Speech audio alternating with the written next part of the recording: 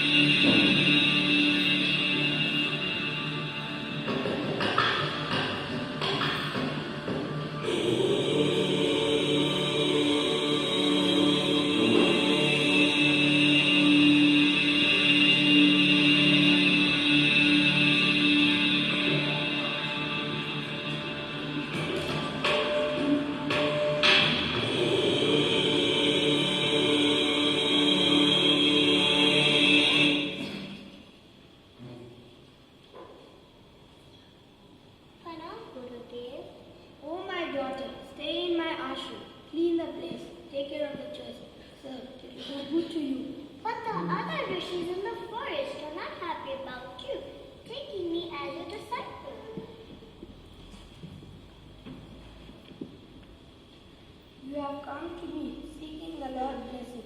I give you shelter, my child.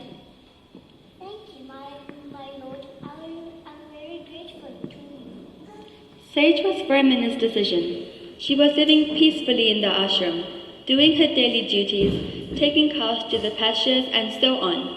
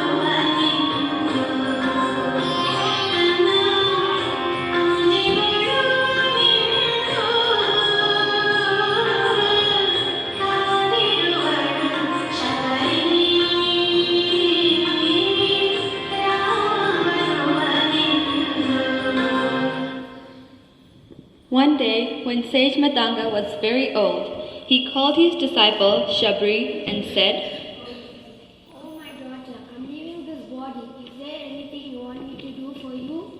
Lord, take me to the highest abode you're going. I cannot live without you. Dear, one day Lord Ram will come to see you.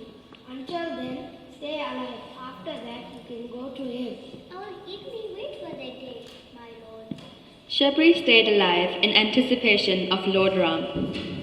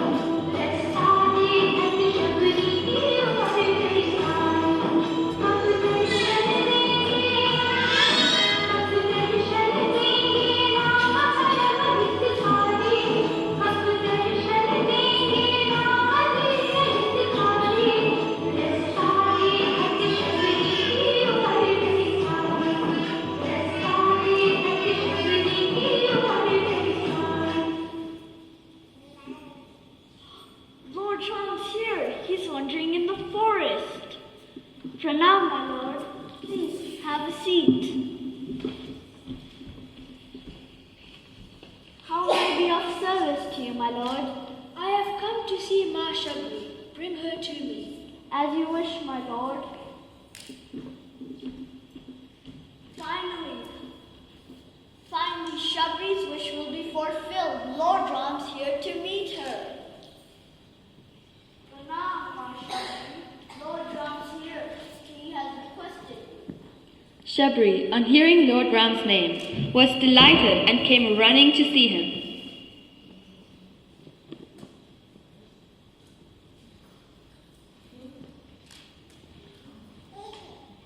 Lord Ram is here. Lord Ram is here to meet me. Lord Ram is here. Lord Ram is here to meet me.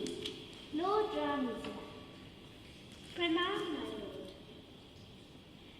I have been waiting for you for ages. Please come to my house. I have decorated it with flowers for you. I have brought sweet berries for you. Please come, my lord. Ram and Lakshman followed her to her hermitage. She brought them sweet berries in a bowl she had made with the leaves of a tree.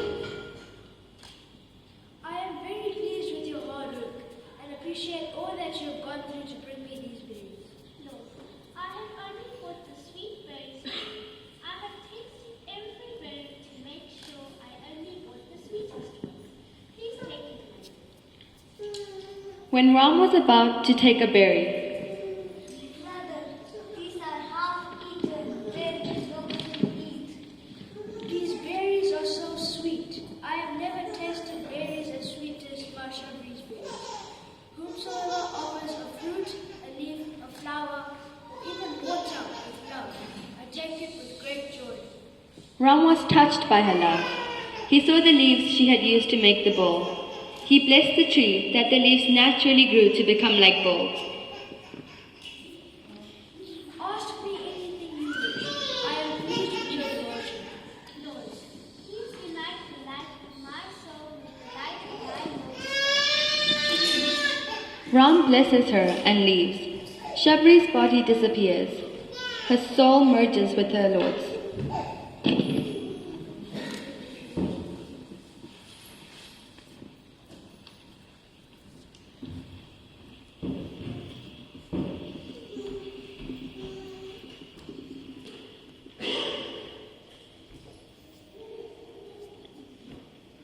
Devotion. What is devotion? It's the steady flow of love towards God. When your love flows towards individuals or towards transient, worldly things, it cannot be called devotion. It's really only a form of attachment. But when your love flows unceasingly towards God, the one unchanging principle behind this world of change, then your love becomes devotion. Initially, you develop your devotion by turning towards God and approaching Him. Then, you strengthen your love for God by cultivating the attitude that you are His devotee or His servant, and you surrender yourself to His will.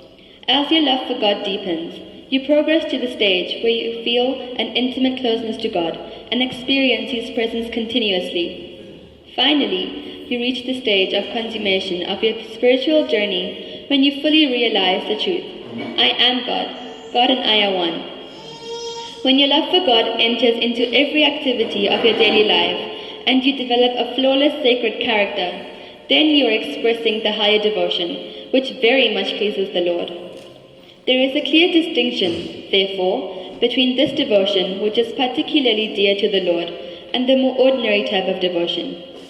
The latter uses the things of the phenomenal world to worship the Lord, such as flowers, for example. Where have these articles come from?